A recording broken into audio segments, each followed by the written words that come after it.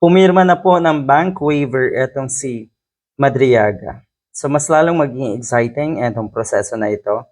Etong impeachment proceeding na ito, lalabas na rin at titistigo si laban sa mga Duterte or kay Sara Duterte nga si former Senator Antonio Trillanes. At sa April 22, marami pa ang pasabog.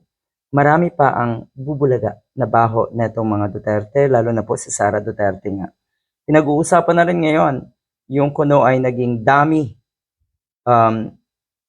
etong si Ramil Madriaga na itong mga Duterte para sa kanilang dirty money na galing sa kung ano-anong kawalang hiyaan. Ayan. Pero ang nakakapagtaka rito, napakatagal na pinag-usapan ng sambayanan na kuno nga yung 125 million confidential funds netong sa Sara Duterte. Hindi lang yan, marami pa yan. Akala kasi netong mga DDS ay doon lang nakafocus itong proceeding na ito, itong impeachment na ito doon sa 125 million. Nagkakamali kayo, ang dami pa niyan.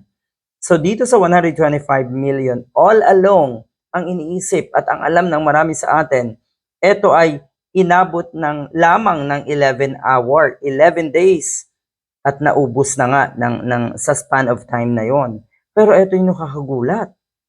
In less than 24 hours, ubos pala yung 125 million confidential funds na yon. Yan mismo ang galing nanggaling mismo yan kay Madriaga.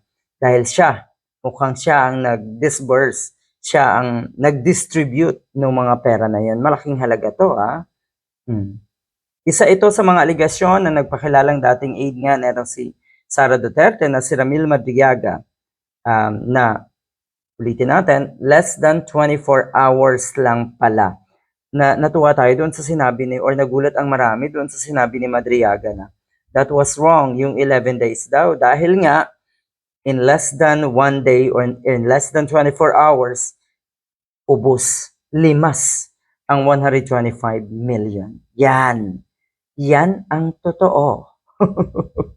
Idinetalye rin natin si Madriaga ang kaugnayan niya sa bisig. Gayon din kay dating Pangulong Rodrigo Duterte nga na kumausap umano sa ilang retiradong general para nga patalsikin etong si PBBM.